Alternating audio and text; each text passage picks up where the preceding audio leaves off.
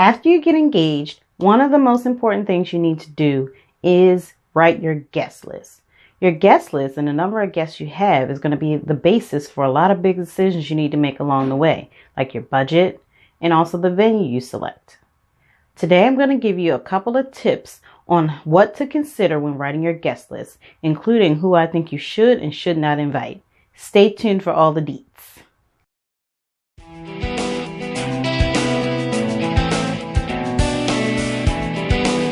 What's up, everybody? My name is Tyese.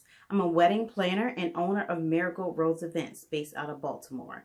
Consider me your wedding warrior, helping you slay all your wedding planning goals and navigate through the big bad world of wedding shenanigans. Subscribe to my channel for weekly wedding planning advice every Friday at 8 p.m. So let's jump right into today's topic, tips to help you create your wedding guest list.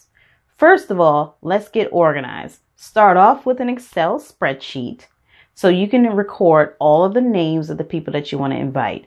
Make sure that you leave space for their address, email address, phone number, and also space to indicate whether they sent back their response card and the date that they sent it back, that you received it.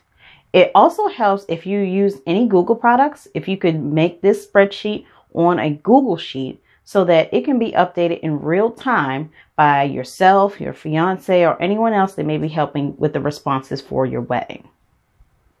Next, make sure you pick a number first, then start writing the guest list.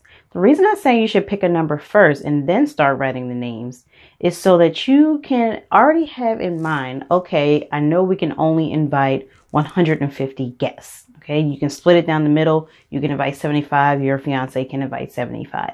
And that way, while you're writing the list, if you're getting closer to that number that you know you can't exceed, then you can eliminate all those extra people that you probably don't need to invite anyway. Your hairdresser's cousin or your next door neighbor or somebody that doesn't really need to be included at the wedding, and you can eliminate them. All right, so here's my next tip. Decide who you will not invite first. Before you start making that list, think about who you don't want to invite. There's a general group of people that I say you can kind of eliminate right off the bat. And this is based on you and your fiance's preferences. First one is coworkers. Unless you're really close to your coworkers and maybe you hang out after hours, I would say you can probably eliminate coworkers. That's a good way to take out a nice chunk of people from your guest list. The next one is extended family. So those cousins that, you know, you're related to, but maybe you live in Maryland, they live in Texas, and you haven't seen each other in about 20 years. So, yeah, maybe you can eliminate them. That's up to you and your family to decide how you want to do that. Next is plus ones. I know this is a big controversial topic. Some people only want to have the plus one if they're actually married or in a long-term relationship. Some people want to make sure that all the single people have an opportunity to invite a plus one. That's your preference, like I said, but plus ones, to me, you can eliminate those right off the bat. Unless they're married or in a very committed relationship, or unless you actually know that person, you could probably eliminate them from your guest list if you're trying to save some money. Next one, exes. I'm not real sure why people invite their exes to their wedding. Maybe you're still close. I don't know, but just my preference. I think you can eliminate the exes from your wedding guest list. And the last one, last group of people, I know this is another controversial thing, is children. Me personally, if I get invited to a wedding, my kids are not coming with me. They're going to stay with Nana or a babysitter because I want to be able to enjoy the ceremony. I want to be able to have fun at the reception. But some people, they don't feel comfortable leaving their child alone, or maybe they don't have accessible child care, so they want to bring their children. And again, depending on the type of celebration that you're planning, the venue where you're having it, how many people that can accommodate, you can make that choice about whether or not you want to invite children. And do not feel guilty about whatever you decide, because it is your day and you can invite whomever you like for your celebration. Last tip, it's just a mind thing.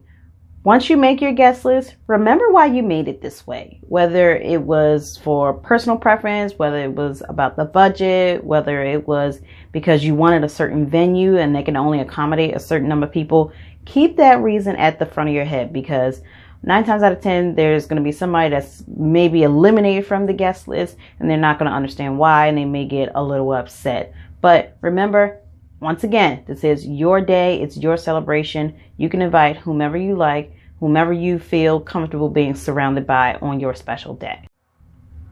All right, so I hope those tips were so helpful to you. Making the guest list is not easy, especially if you have to make some difficult choices about who to invite and who to eliminate. So if you have somebody in mind that you can't decide whether to cut or to keep, drop me a note in the comments below and let me help you make that choice. Thank you so much again for taking the time to watch this video. My goal is to help brides and grooms make well-informed decisions during their wedding planning process.